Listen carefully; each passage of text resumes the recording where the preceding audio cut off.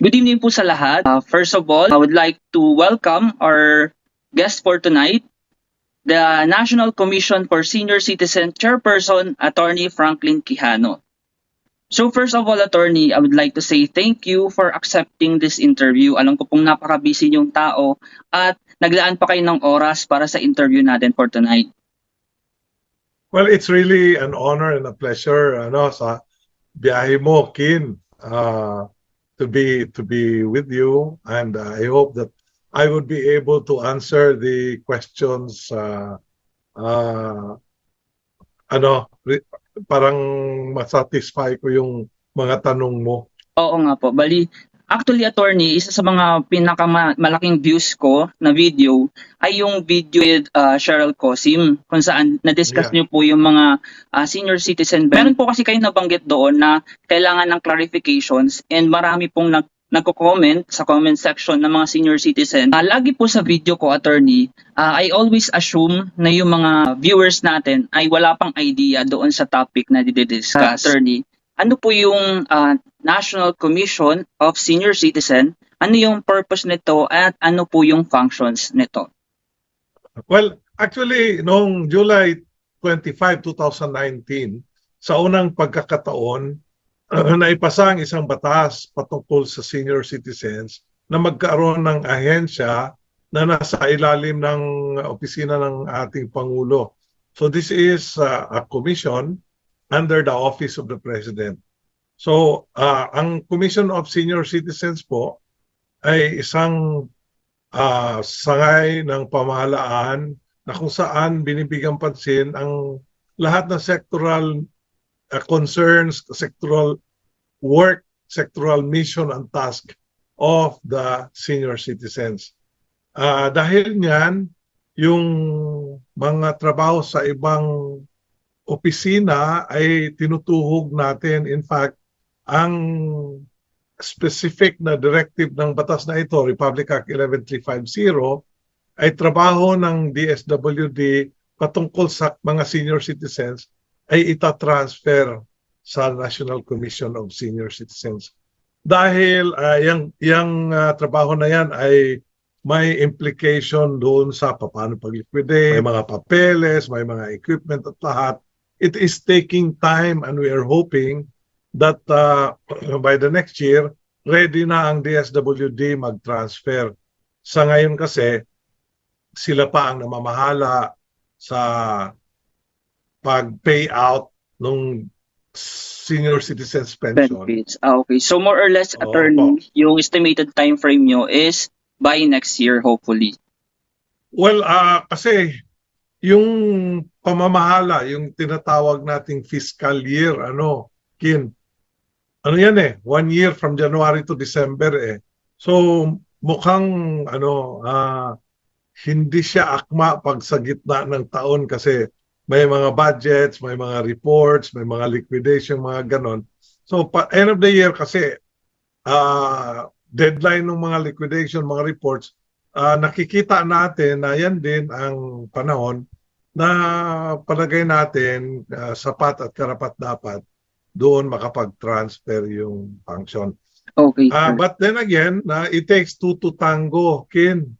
Hindi ho pwedeng sabihin na gusto lang namin kaya matatransfer. Kailangan din tanungin kung ready na ba yung DSWD sa pamahagi. Now, yung sa amin naman, dahil bagong opisina pa tayo, pinupuno natin sa mga buwan na ito yung mga bakanteng nilaan ng DBM na mga positions. Kaya pumupunta tayo sa mga riyon at doon naghahanap tayo ng mga opisina. Kung may opisina na, gumagawa din tayo ng recruitment nang sa ganon, pag napuno na, sabihin natin 70% to 80% ng regions ay napupuno na, madali nang sabihin sa DSWD na eto, may ready complement na tayo para matanggap yung trabahong pamahagi sa amin. Opo. Bali, Attorney, isa sa mga video na ginawan ko po ay yung paano mag-registered sa NCSC database, kung saan nabanggit ko po doon kung ano nga ba yung NCSC and kung bakit kailangan yung mag-register dito sa database na ito. Pero marami din po bang mga senior citizen, actually, nagulat din po ako na marami palang senior citizen ang tumatambay sa social media, sa Facebook, sa YouTube, kasi majority for example, sa 1 month view ko ay 1 million po, 1 million view, and almost 60% po doon ay mga senior citizen. So ibig sabihin ang daming nanonood or mga senior citizen na nakatambay sa online or sa social media. Ngayon po, attorney, ano po ba yung purpose kung bakit kailangan or ano ba yung magiging silbi nung senior citizen database? Bakit kailangan nila mag-register? Kasi maraming nagrereklamong senior citizen.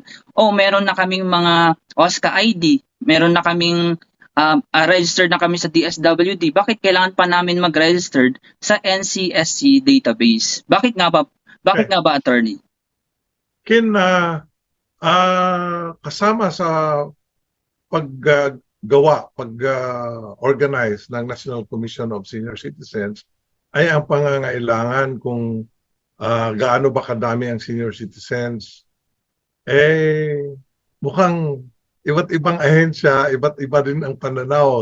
Tatanungin natin yung DSWD, may ibang process. Ang maibibigay nila na data ay yun lamang binibigyan nila ng social pension. Ibig sabihin, hindi lahat na seniors ay nirehistro sa DSWD.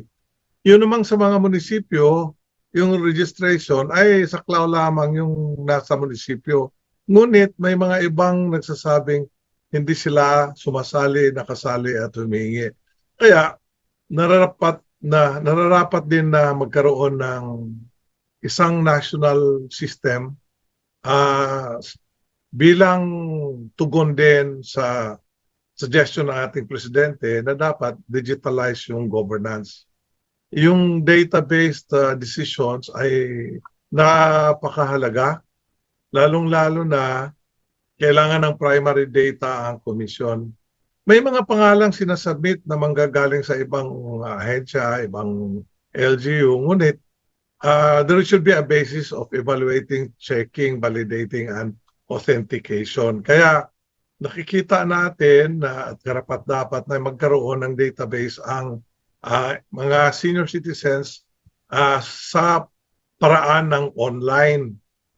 Hindi po kailangang dumaan sa ibang tao, online lang. Tapos sa online, we are taking care of the data. Hindi ho ito madaling, kailangan may data protection na kin. Yes po. Kaya online yung design natin. So, nangyari, yung mga kapitbahay nyo at mga parents at relatives nyo, pag nag-register online, ang commission lang ang makakapaghawak ng data. Opo. Now, with that, we have the government obligation to take care of the data. Hindi ho pwede, kasi may data ibigay mo na lang sa iba, hindi pwedeng ganon. Kailangan data protection ang unang gagawin. Ngayon, may mga seniors na nagtatanong na meron na kaming data sa ibang ahensya. Ang data po na hinihingi natin, hindi lamang pangalan, saan ipinanganak, kailan ipinanganak, saan nakatira, at sino ang nanay. Sana maintindahan ng ating mga seniors sa na importanteng malaman sino ang nanay, because that is one first indicator of identity. May dalawang taong pareho ang pangalan, ngunit magkaiba sila ng identity dahil magkaiba ang nanay. Yes, yun po yung importanteng bagay. Bukod sa personal identity, gusto din nating malaman, Kin, yung sinasabi nating skill sets. Alam mo, nasa edad na po ang mga senior citizens at magagaling ang mga senior citizens. Sila po ay a large reservoir of experience, skill sets, even wisdom, mga karanasan. Marami pong nasa senior citizen. At ang gusto naming tanungin, kung kayo ba mga seniors ay gustong mamahagi at i-share ninyo yung abilidad ninyo sa ibang henerasyon, sa mga bata, sa millennials, ano kaya ang gusto niyong i-share? Kasi siyempre alam nating sa buhay na ito, hindi tayo permanente. Darating din ang panahon mawawala tayo sa mundong ito. Kaya nasasayangan tayo na hindi nasi-share yung mga abilidad ng seniors na ang dami nilang nalaman na hindi alam ng iba. So, we would like to go into that as well. Now, ang ibang mga database, hindi gaano kalalim yung data na binibigay. Kaya ito po ay hinihikayat natin ang lahat ng senior citizens.